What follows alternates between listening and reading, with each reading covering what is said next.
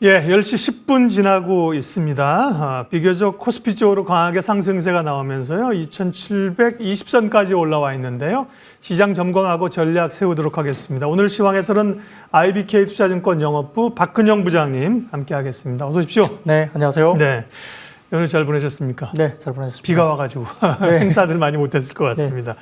오늘 이야기 나눌 주제부터 보고요. 압축해서 좀 얘기를 하도록 할게요. AI 랠리가 다시 시작되는 듯한 느낌이 있습니다. 반도체 이런 데 대한 기대감이 있는 거고요. 다만 이제 마냥 긍정적으로 볼 수 있을 것인가 아니면 또 좀 부담스러운 점도 있을 것인가 이걸 이제 확인을 해봐야 됩니다. 네. 일단은 우리가 쉬는 동안에 미국 증시가 꽤 강하게 왔습니다. 그러면서 뭐 빅테크나 반도체주들이 올랐는데요. 우리 증시도 오늘은 반응을 하는데요. 예, 비슷하게 좀 훈풍으로 따라갈 수 있을까요? 네, 뭐 실제 오늘 삼성전자, 하이닉스가 불을 뿜고요.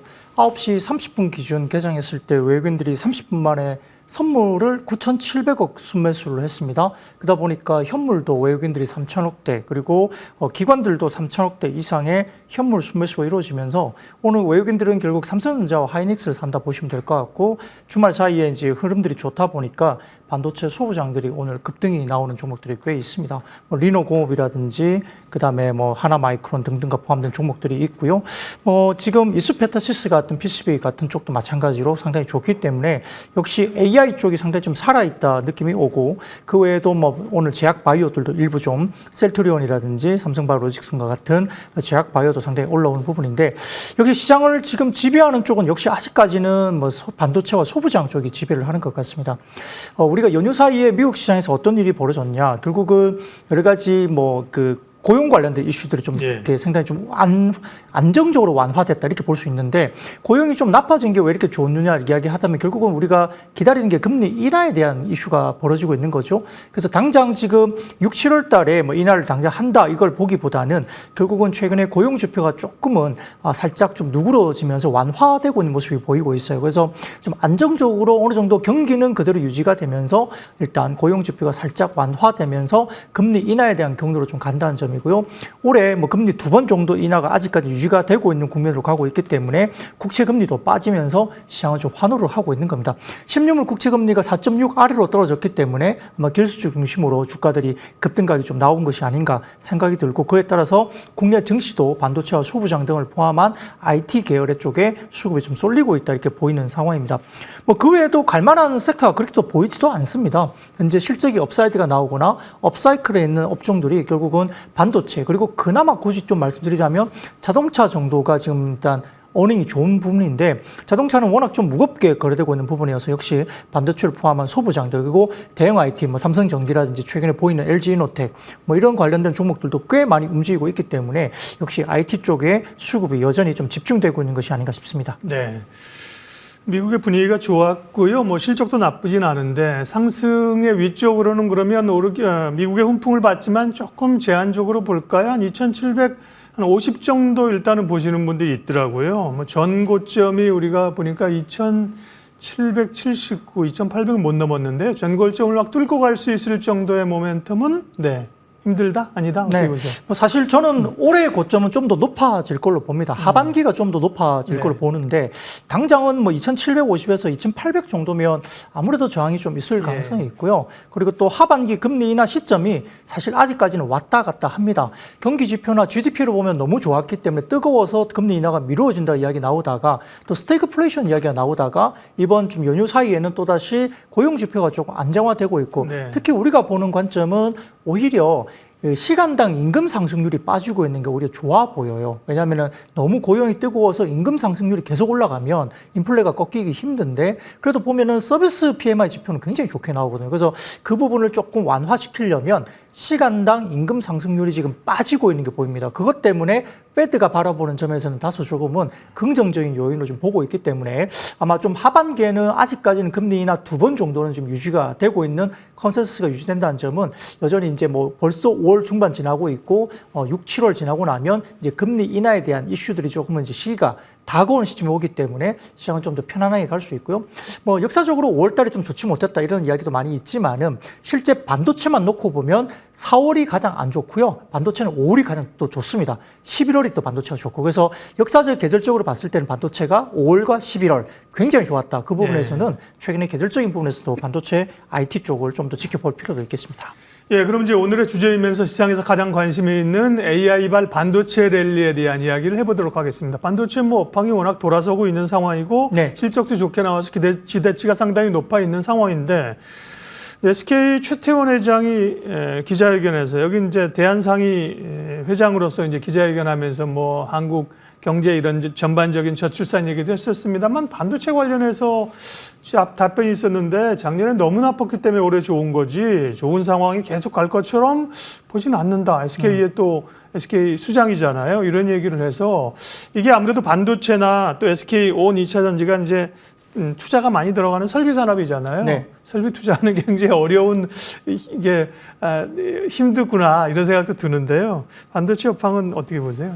네, 역시 지금 반도체가 디램이나 낸드가 수요가 강하다기보다는 좀 특정 제품 우리가 잘 알고 있는 HBM 쪽에 이제 집중되기 때문이에요. 그러다 보니까 상반기까지는 아무래도 전공정단에 뭐 투자가 거의 없었고 후공정에 이제 HBM 쪽으로 굉장히 많이 공장이 들어갔죠. 투자가 들어가고 그리고 전공정단은 지금은 뭐 캐파를 늘린다기보다는 지금은 텍 마이그레이션이라고 그래가지고 미세화 공정에 따른 전공정에 일부 투자가 들어가는 그런 모습인데 역시 이제 후공정단의 HBM 쪽으로 캐펙스를 늘립니다. 지금 국내 뭐 삼성전자, 하이닉스, 마이크론 공이 지금 캐펙스가 작년 대비 2.6배 정도 이제 캐펙스를 늘리는 걸로 이제 투자가 발표가 돼 있기 때문에 역시 모든 투자는 HBM 쪽으로 들어가고 HBM이 늘어나면 DRAM 전체에 대한 어떤 ASP 평균 판매 단가가 올라가는 효과를 가지게 되겠죠. HBM이 판매가 많이 될수록 DRAM 가격보다는 HBM이 훨씬 비싸니까요. 그래서 전체적인 DRAM의 평균 판매 단가를 HBM이 끌어올리고 있다 보시면 될 것 같고요. 최태원 회장 입장에서는 보수적으로 이야기하는 게 저는 뭐 잘 말씀을 하셨다고 생각이 듭니다. 그게 뭐 업황이 나빠서보다는 다소 조금은 아직은 조금 더 짚어가면서 가야 될 시간이 좀 있는데 뭐 그럼에도 불구하고 엔비디아나 새로운 하반기에 새로운 뭐 비백이라든지 그다음에 블랙웰 같은 새로운 신제품들이 엔비디아 또 나와 있고 수요로 봤을 때 지금 이야기되고 있는 비백으로 넘어가게 되면 HBM이 기존에 뭐 H백이나 이런 관련돼서는 HBM이 한 개가 들어가면서 전반적으로 GPU가 한 개, 그다음 그 GPU 한 개에 HBM이 4개에서 6개 정도가 탑재가 됐는데 비백이라는 새로운 제품이 나오게 되면 GPU가 2개가 들어가고 각 GPU당 6개에서 8개까지의 HBM 숫자가 또 늘어납니다. 예. 그러다 보면 전반적인 HBM의 수요는 기존 시장 대비 4배가 늘어나는 시장이 산술적으로 계산이 되는데 현재 모든 회사들이 지금 HBM 캐파를 늘린다고 하지만 한 2.6배 정도 캐파가 늘기 때문에 아직까지는 수요가 공급을 좀 더 초과하는 국면이 내년까지도 분명히 이루어질 수 있다. 이런 국면에서는 역시나 HBM이 주도하는 일단 반도체 쪽이 역시 좋아진다 볼 수밖에 없고요. 더군다나 지금은 HBM 생산 확대 때문에 범용 전공정 DRAM은 역시나 감산이 됐기 때문에 DRAM 가격과 낸드 가격이 또 올라가는 모습이 보이고 있어서 아마 좀 빠르면 하반기 정도에나 가격 상승폭이 조금 완화되는 쪽으로 갈 것 같아요. 그러다 보면 사이클에 대한 긴 사이클은 여전히 가능하고요. 특히나 이제 반도체 쪽이 업사이클로 가게 되면 한 10개 분기 정도를 전반적으로 끌고 간다고 평균적으로 나오고 있습니다. 지금 아마 한 3, 4개 분기 정도가 지금 올라온 상태이기 때문에 아직까지는 반도체 업사이클의 초기 정도 단계에서 중기로 조금 녹음하는 초입 단계 정도에 있기 때문에 아직까지는 수요가 그렇게 꺾일 것으로 보지는 않고요. 역시나 아까 말씀드렸던 HBM의 수요는 여전히 강하고 후공정에 강한 수요가 있기 때문에 후공단이 먼저 가겠지만 주가로는 또 전공정으로도 캐펙스가 정상화되는 과정에서 캐펙스에 대한 부분 최근에 보면 유진테크가 거의 신고가 정도 나올 정도로 좋잖아요. 주성엔지니어링 분할 문제 때문에 조금 늦지만 같은 유진테크나 주성엔지니어링 이런 부분도 상당히 좋기 때문에 역시 이런 부분에서 온기가 이쪽으로 확산되는 것은 아마 내년 정도까지는 좀 더 이어질 가능성이 높다고 보고 있습니다. 최태원 회장의 발언은 해석해 보면 겸손하다고 봐야죠, 그죠? 우리가 이제 HBM이 1등입니다. 다른 회사 다 죽었어. 이렇게 얘기하지 않고, 그죠? 겸손하게 얘기하면서 젠슨하고 만나서 무슨 얘기했어요? 그랬더니 HBM 부족하니까 계속 공급해달라 이런 얘기를 했었습니다. 자, 그러면 이제 자연스럽게 반도체 산업에 관한 얘기로 넘어갔는데 오늘 주제도 이제 AI 반도체 아닙니까? 그럼 그 가운데서 조금 더 집중해야 될 포커스 좀 잡아주세요. 네, HBM이 역시 아직까지는 반도체 쪽을 잠식할 가능성이 높습니다. 일단 범용 레거시 D램이 좋아지는 게 아니라 HBM이 좋아지죠. 그러다 보니까 HBM으로 너무 쏠리다 보니까 범용 레거시 제품이 부족해진다는 이야기고 가격이 올라가고 낸드가 좋아지고 하다 보면 결국은 하반기에는 전공정 단까지 캐펙스가 정상화되는 과정에서 물량이 늘어난다. 그러니까 유진테크나 주성 엔지니어링도 봐야 된다. 뭐 이런 논리거든요. 쉽게 말하면 그런 거고요. 그래 이제 포커싱을 맞출 만한 세 가지 정도 섹터가 있는데 이게 뭐냐면은 첫 번째는 어드밴스드 패키징입니다. 패키징. 그러니까 수요가 결국은 늘어나면서 AI 수요 대응하기 위해서 전공정 대비 캐펙스 부담이 낮기 때문에 증설에 대한 의사결정도 빨리 나타나고 있고 패키징 관련 시장이 굉장히 물량이 본격화될 수밖에 없는 거죠. 그리고 두 번째로는 전공정 투자인데 디램과 그다음에 파운드리, 낸드 순으로 투자가 재개될 거로 보는데 디램 같은 경우는 HBM3E 최선단 공정에서 결국은 양산되고 있고 연말로 갈수록 HBM의 캐파 잠시 효과가 더 늘어날 것이기 때문에 범용 디램에 대한 대응 능력은 역시나 약화될 수밖에 없습니다. 그러다 보니까 이러한 대응 능력 확대 차원에서 아마 디램의 전공정 캐펙스가 하반기 정도부터는 조심스럽게 늘어날 수도 있다. 이렇게 볼 수밖에 없고요. 역시나 상반기 투자는 어드밴스드 패키징 중심으로 전개되지만 하반기 3나노 중심의 전공 투자가 회복이 될 것으로 보기 때문에 뒤따라 온다고 볼 수 있습니다. 낸드 같은 경우도 뭐 재고 축소나 신제품 확인이 되고 있지만 단기적으로는 공정 전환으로 인해서 아직까지는 수요 확대에 대응을 할 것으로 예상되고 있는데 아직은 낸드는 신규 캐파 증설 확대가 본격화되기에는 조금 이릅니다.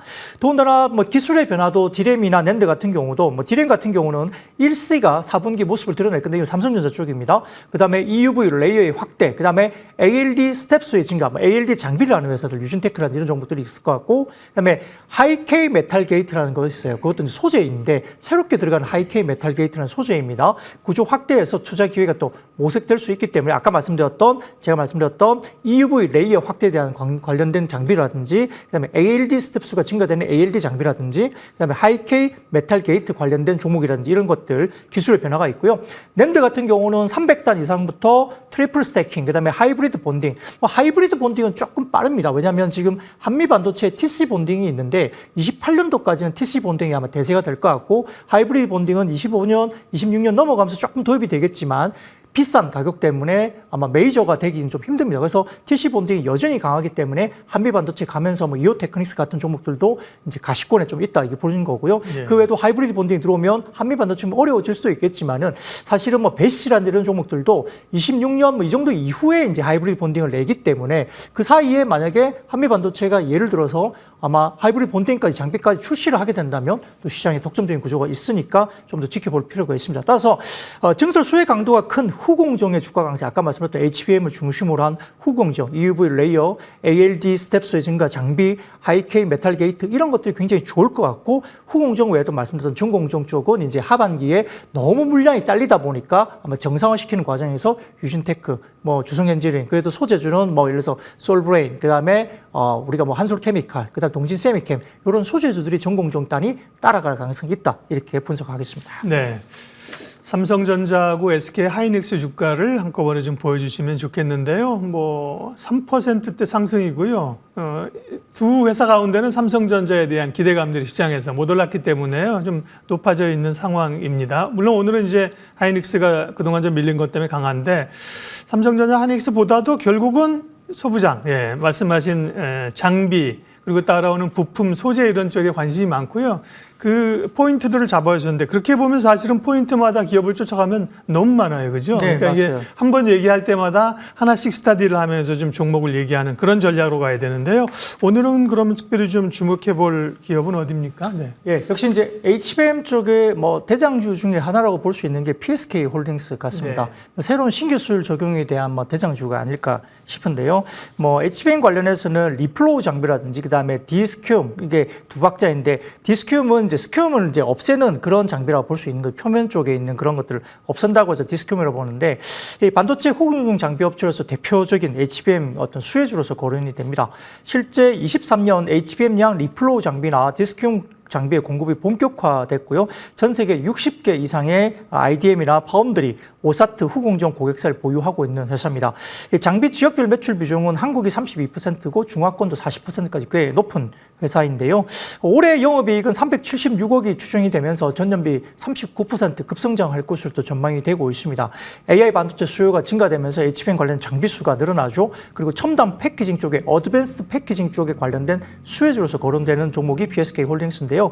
말씀드렸듯이 HBM 캐파는 수요를 아직까지는 못 따라가는 상황이기 때문에 메모리 생산 업체의 HBM 중심의 캐펙스가 집행되는 거에서 결국은 이 장비 관련된 쪽이 역시나 수혜가 된다 볼 수밖에 없고요.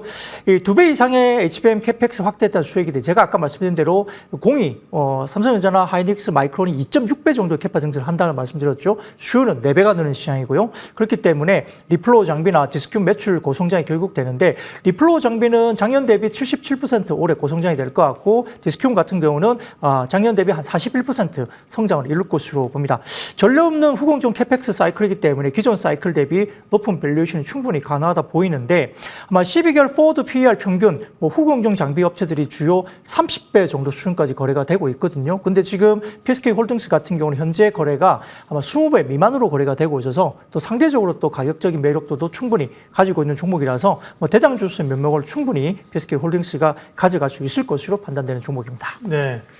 PSK홀딩스. 근데 PSK도 PSK가 있고 PSK홀딩스가 있어요. 이렇게 네. 반도체 회사들도 이제 약간 이런 지주사 개념이 이런 거는 또 분석을 좀 사업 부분을 가지고 있는 건지 사업이 겹치는 건지 이런 것도 좀 체크를 좀 해야 되겠네요. 네, 다른 섹터이고요. 네. PSK홀딩스는 아까 말씀드렸던 리플로우나 어떤 다른 장비를 갖고 있는 상황이고 PSK는 또 조금 다르게 적용되는 쪽이 있기 때문에 네. 사업이 조금 비슷하게 장비 쪽으로는 비슷하지만 들어가는 쪽은 좀 다르다 볼 수 있습니다. 그러니까 이런 것들이 이제 보통 우리가 지주회사로서의 그냥 지분만 가지고 있고 사업회사를 거느리는 경우도 있고 이렇게 장비업체들 같은 경우도 자체 사업을 하고 분사를 해가지고 네. 이쪽 사업을 하고 맞습니다. 모회사가 기존 사업을 또 가지고 있고 이런 경우가 많더라고요. 예.